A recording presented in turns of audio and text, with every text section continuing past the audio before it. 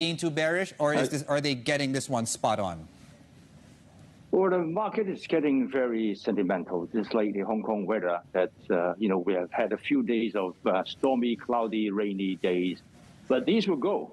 I'm still hopeful that we'll see a revival of the Chinese market. The market is now uncertain about growth prospects on the back of, global uncertainties, U.S. debt debate and all these things. I think if we see a catalyst or two that can turn around sentiment, because fundamentals in China, the companies and everything, they haven't really changed much. What we need to see is the catalyst, maybe two catalysts to turn sentiment around, and then we can see a revival of Chinese stock price like what we saw between late last year and early this year. So what are those two catalysts, right? I mean, you had Guotai Junan saying exactly. we need to see a cut in the MLF in the second quarter. Maybe that June window could be the opportunity here. But what are you looking at in terms of next catalysts? I'm looking at a broader picture for catalysts to turn things around. One could well be, consumption numbers like retail sales growth, because the trouble with the Chinese growth story right now is confidence.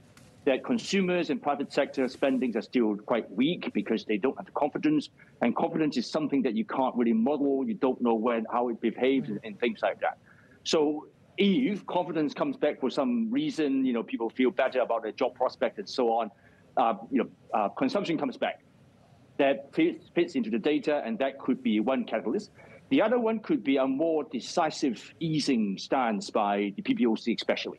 Because when you look at the PBOC liquidity injection interest rate cuts, so far they are showing increase in liquidity, they are showing easing, but there's no conviction of the policy easing. What we may need to see is a bigger, stronger motivation or stronger conviction from the authorities to tell the market that, look, we are really here to protect growth. There's going to be more easing in terms of not just cutting one or two interest rates of the policy rates, but all of them, MLF, SLF, PLS, LPR, and all those things, plus the RRR cut. So I think that could be another issue to watch. Let me follow up on those 2 points you just made. On the retail sales picking up, do you think we need to see a few more months of that? Because that's not a 1 month thing in terms of the 1 month's not going to turn around sentiment. And on the easing side, can I also ask you about a follow-up on that? They don't need to do a lot of easing to hit 5%, so why would they do that? Well, on your second question, precisely that's what the authorities are thinking, that they do not want to go back to flood the system with money because they don't want to go back to the old investment-driven excess kind of expansion growth story there. And that's why they have been very cautious. Now, my concern is that the policymakers might be too cautious, that the system isn't really that resilient as they thought. Now, if I'm right on that, then we would have to see the authorities come back with more expansionary, more conviction on expansion to turn things around. On the first question, the retail sales, you're quite right that we need to see maybe 2 or 3 months to make it a trend.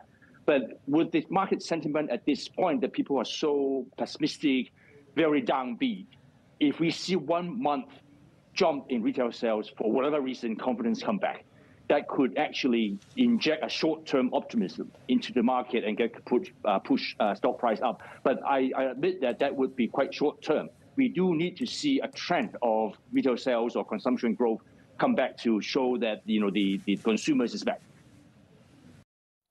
So it looks like right here that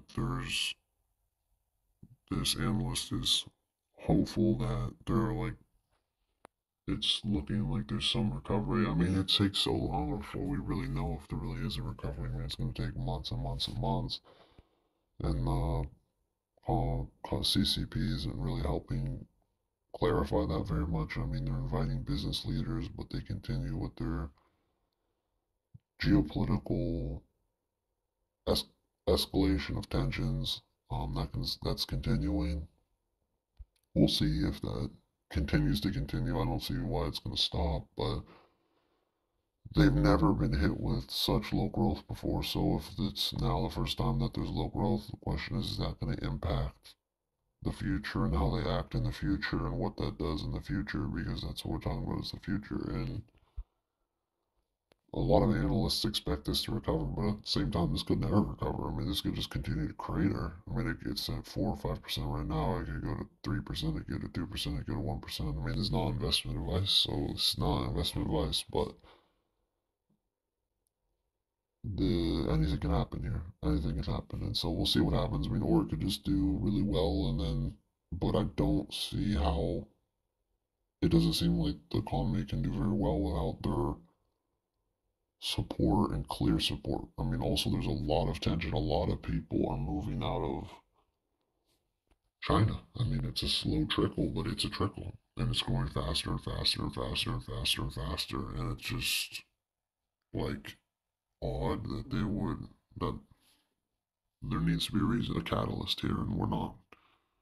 I'm not seeing a catalyst so far right now, so we'll see what happens. I mean, like I said in my other videos, I continue to hold, but you know, it could deteriorate. I mean, there's no telling what's going to happen with Xi Jinping. I mean, he's shown a total willingness to